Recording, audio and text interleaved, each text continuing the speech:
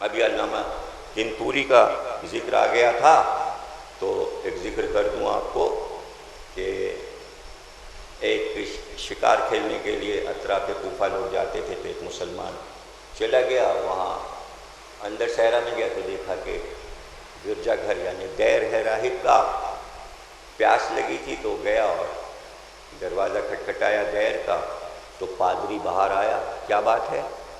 کہ پیاسا ہوں، تھوڑا سا پانی پلا دو۔ اس نے زور سے دروازہ بند کیا اور کہا بھاگ جاؤ، ہم پانی نہیں پلاتے، انبیاء کی اولاد کو قتل کرتے ہو۔ یہ واقعہ کربلا سے 30 برس پہلے کا واقعہ، عیسائی۔ علامہ کنتوری نے میاتین میں لکھا ہے، مقتل 2 جملوں، انبیاء کو قتل کرتے ہو اور پانی مانگتے ہو، ہم انبیاء کے قاتلوں کو پانی نہیں پلاتے۔ واپس آیا، عمر سعد کے باپ سعد بن ابی وقاص سے واقعہ بیان کیا اور کہا کہ ایسا واقعہ گزرا، اور پھر اس نے تھوڑی سی آڑ رکھی تھی دروازے میں، تو میں رکا رہا شاید پانی پلانے آئے، تو میں نے دیکھا وہ میری طرف دیکھ رہا تھا کہ کسی طرح یہ جائے، اور میں چلا آیا، وہ واپس نہیں آیا، پانی نہیں لایا۔ یہ واقعہ ہوا، یہ کیا کہتا تھا راہب؟ اب ظاہر ہے واقعہ کربلا سے پہلے کسی کے راہب کا جملہ کیا سمجھ میں آئے گا؟ سمجھ گئے نا؟ کیا سمجھے گا؟ اس نے کہا بھائی دیکھو یہ واقعہ تمہارے ساتھ ہوا، اب کسی کو بیان نہیں کرنا، یہ میرے ساتھ بھی ہو چکا ہے، اور میرے ساتھ یہ ہوا کہ راہب نے مجھ سے یہ جملہ کہا، تو تو قاتل کا باپ ہے اور پانی مانگ رہا ہے۔ وہی راہب مجھ سے یہ کہہ چکا ہے۔ پتہ چلا عیسائیوں کو واقعہ کربلا کا پہلے پتہ چل گیا تھا، مسلمان بے ہوش تھے، ابھی شہادت ہوئی نہیں اور تبلیغ ہو رہی۔ یہ ہے شہادت حسین۔ سر اور آگے بڑھا، کوفے کا سفر اور آگے بڑھا، شام کی طرف چلا، اور پھر حلب کی طرف قافلہ چلا۔ اور جب آپ حلب کے دیر کو دیکھیں جو اب تو امام باڑہ بن چکا ہے، کبھی دیر تھا، تو جو سائڈ کی سڑک ہے اس طرف جو بلند دیوار ہے اس طرف سے قافلہ داخل ہوا، اور دیوار سے اپنے نیزے لگا لگا کے لشکر والوں نے کھڑے کر دیے، اور وہیں پر سب اونٹ بھی رک گئے۔ راہب نے اسلحے کی جھنکاریں سنی اور ٹاپوں کی آواز سنی، آدھی رات تھی، لیکن گھر سے نکل کے آیا، دیکھا تو مشل جل رہی ہے اور کچھ لوگ زمین پہ بیٹھے ہیں،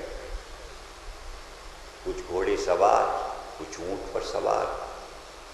مڑ کر دیکھا تو اس کے دیر کی دیوار سے کچھ نیزے قطار میں تھے، لیکن نیزے خالی نہیں تھے۔ راہب نے غور سے دیکھا ہر نیزے پر ایک سر رکھا ہوا، وہ ادھر مڑ گیا اور ایک ایک سر کو رک رک کے غور سے راہب نے دیکھنا شروع کیا، اور ایک سر کے سامنے رک گیا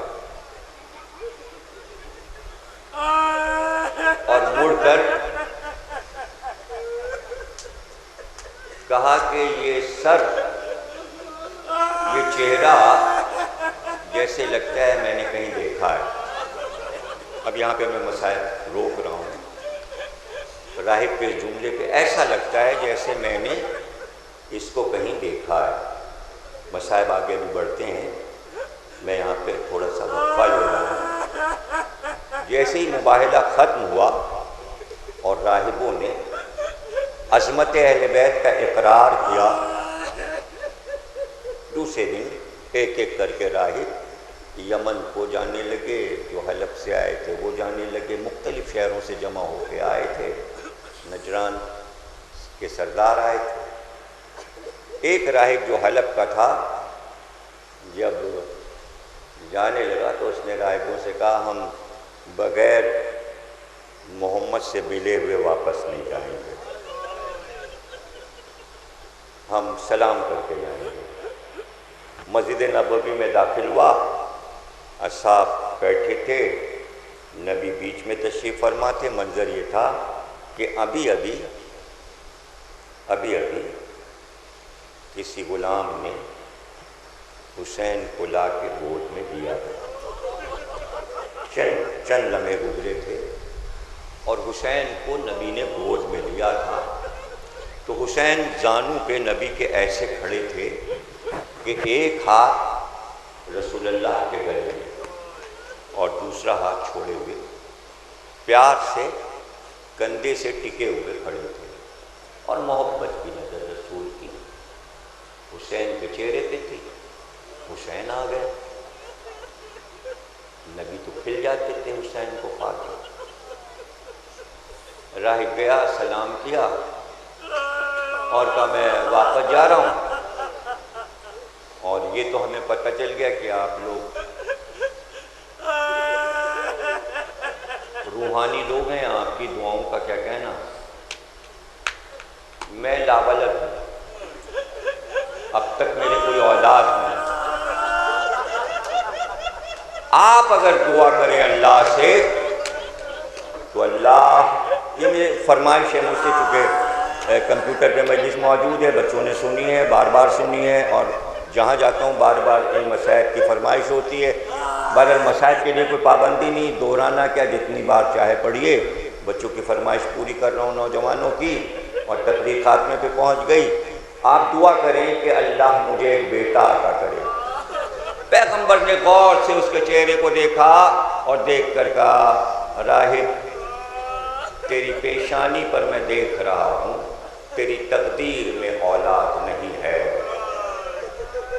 اس نے کہا آپ دعا کریں کہ تیرے نصیب میں بیٹا نہیں ہے، آپ دعا کریں تیرے مقدر میں بیٹا نہیں ہے۔ وہ ہاتھ جو حسین کا ایک ہاتھ نبی کے گلے میں، دوسرا ہاتھ حسین نے اٹھایا اور چہرے کے پاس لائے، اور ریش مبارک پہ حسین نے ننھا سا ہاتھ پھیرا اور چہرہ اپنی طرف کیا۔ بھئی بچے کا پیار، ہر بچہ بزرگ سے جب محبت کرتا ہے تو ایسے کرتا ہے، چہرہ اپنی طرف کیا، کہا نانا میں نے اس کو ایک بیٹا دیا۔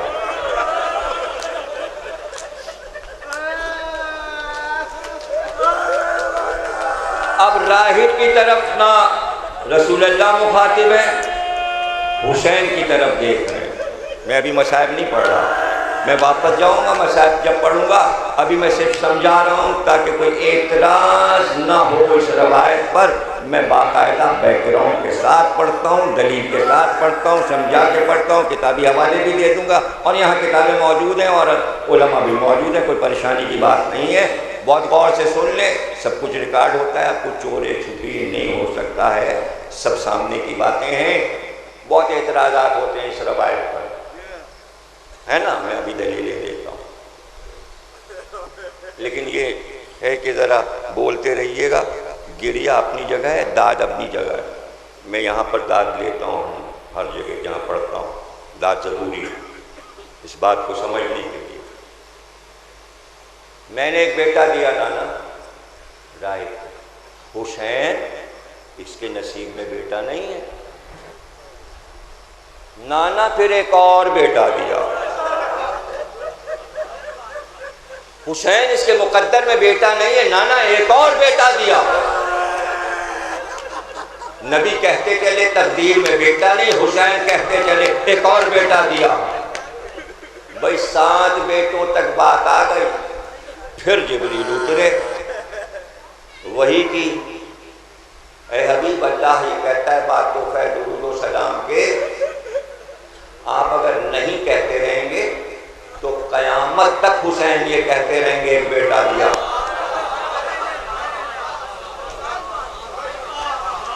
مسئلہ وہی کا ہے، مرضی الہی ہے، یہ امر الہی ہے، اس میں گھبراہٹ نہ ہو۔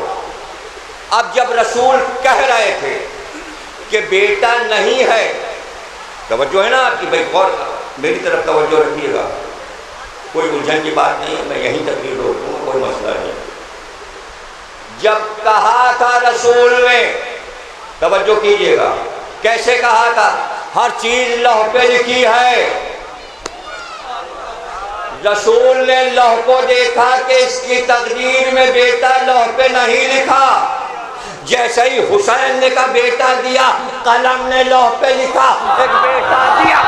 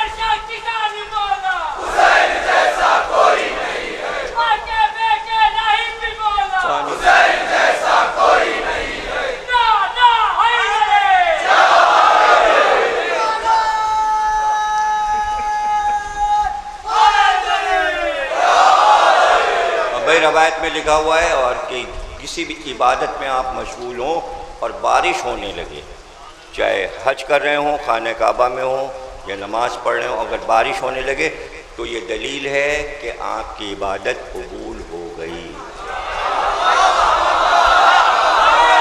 8ویں امام سے روایت ہے، 5ویں امام سے روایت ہے۔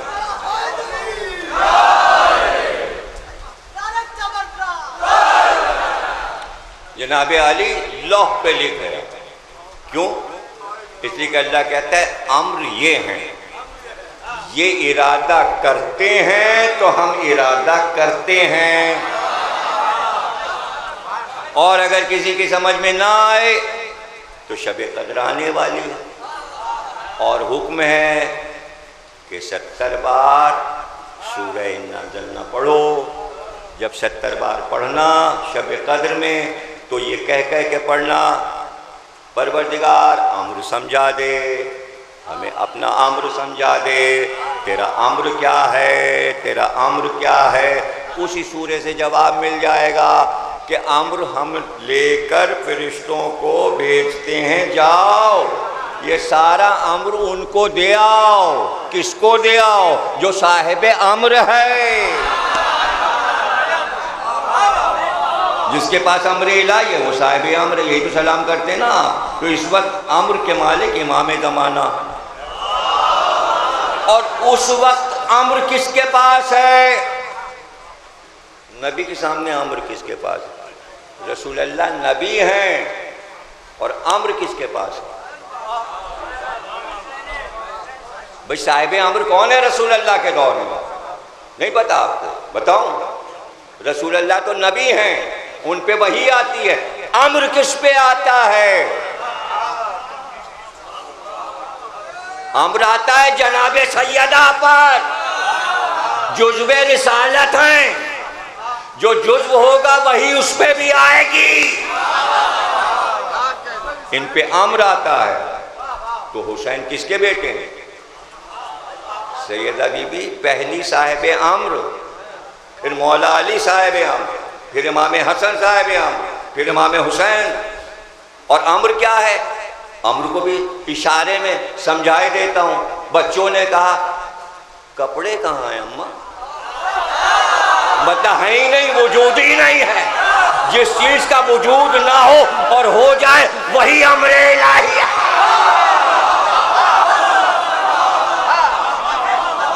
تو ماں نے کیا کہا؟ دیکھیں وجود تو تھا نہیں کپڑے کا، ماں نے کہا درزی سیکل لائے گا، جیسی کا سیکل لائے گا سل گئے، درزی چل دیا۔ یہ ہے امر۔ تو امر سے جہاں کپڑے آ سکتے ہیں جنت کے بچوں کے، تو وہاں راہب کو اگر بیٹوں پہ بیٹے دے دیے، امر تو ان کے پاس ہے، امر ان کے پاس، وہ بھیجتا ہے اور امر آ جاتا ہے۔ اور جو لوح پہ لکھا جائے وہ امر ہے، جو قلم لکھ دے، اور قلم وہی لکھے گا جو یہ کہیں گے۔ اس لیے کہ امر یہ ہے. حسین نے کہا بیٹا دیا، قلم نے لکھا بیٹا. حسین نے کہا ایک اور بیٹا، قلم نے لکھا بیٹا. جبریل نے کہا آپ کہتے رہیں گے، وہ بیٹا دیتے رہیں گے، بیٹا دیتے رہیں گے.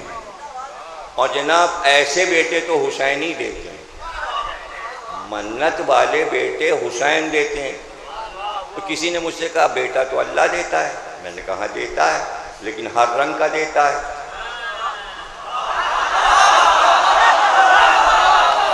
کچھ بھی نہیں سمجھے.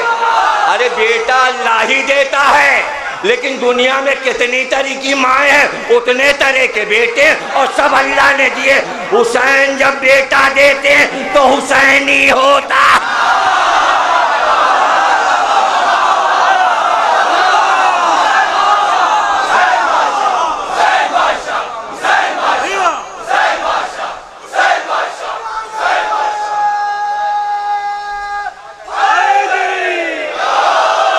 راہب تو خوش ہو گیا نا. دیکھیں راہب کو شک نہیں ہوا. راہب کو شک کیوں؟ ابھی تو کہا تھا مباہلے میں وہ چہرے دیکھ رہے ہیں، اگر یہ کہہ دیں تو پہاڑ اپنی ارے پہاڑ جو ہٹا سکتے ہیں وہ بیٹا نہیں دے سکتے. بیٹا دے سکتے ہیں، اسے یقین ہے. حسین نے کہا ہے بیٹے ملیں گے. اس کے چہرے کی خوشی، چہرہ سرخ لال. حسین نے کہہ دیا بیٹا، تو اس نے ہاتھ بڑھا کے، اسی لیے میں نے منظر پیش کیا تھا، حسین کے ننھے ننھے پاؤں رسول کے دانوں پہ تھے. اس نے ہاتھ بڑھا کے حسین کے پیروں کو چوما، اور پھر جو پیر پہ ہاتھ رکھا تو بس اتنا کہا حسین اتنا بڑا احسان. دل چاہتا ہے کبھی میرے گھر آنا. حسین نے کہا آؤں گا، وعدہ ہے آؤں گا. حلب کو راستہ جاتا ہے جو دمشق کی طرف جا رہا ہے، راستے میں میرا دیر حسین آؤ گے؟ ہاں آؤں گا. گھر گیا، ایک بیٹا، دو بیٹے، تین بیٹے، 4 5 6 7 برابر کے 7 بھائی جوان. ہندو ہے پریم چند، اس نے بھی اپنی کتاب کربلا میں لکھا ہے یہ 7 بھائیوں کا قصہ. مقاتل میں تو ہے، تاریخوں میں ہے. اور مجھے تو اتنا یقین ہے سچا، جب میں حلب گیا اور وہاں کا معجزہ دیکھا تو مجھے تو سارے مناظر یاد آ گئے. وہاں حلب میں جا کر دیکھ کر وہ جگہ، وہ پتھر جس پہ سر حسین رکھا گیا تھا، جب ماتم ہوتا ہے تو اس سے خون ابلنے لگتا ہے. اس کا ویڈیو بنایا گیا ہے، خون ابل رہا ہے، ویڈیو موجود ہے، منگا لیجیے. مجھے نہیں معلوم یہاں ملتا ہے کہ نہیں ملتا ہوگا. معجزہ جو ہوتا ہے ماتم کے ساتھ پتھر سے خون ابلتا ہے. اور کیا ماحول ہے حلب کے اس دیر کا کہ جہاں حسین آئے تھے. کیا نورانی ماحول ہے. اللہ اکبر. 7 بیٹے کہتے ہیں کہ باپ انجیل پڑھتا تھا، ریل کی چوکی پہ رکھ کے، گلاب پاش سامنے رکھ کے، اور جب پڑھ چکتا تو اوپر کی منزل پہ چلا جاتا، سردی ہو یا تیز دھوپ ہو. بیٹے کہتے ہیں بس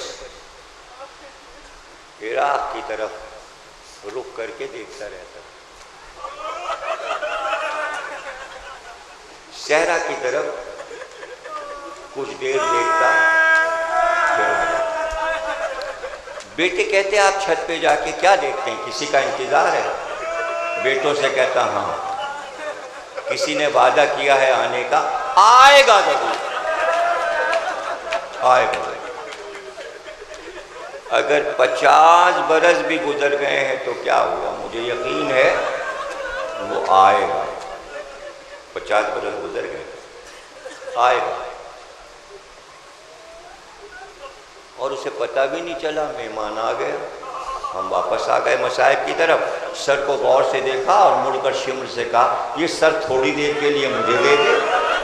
کہے تو بادشاہ کو نظر ہونے جا رہا ہے، ہم تمہیں کیسے دے دیں؟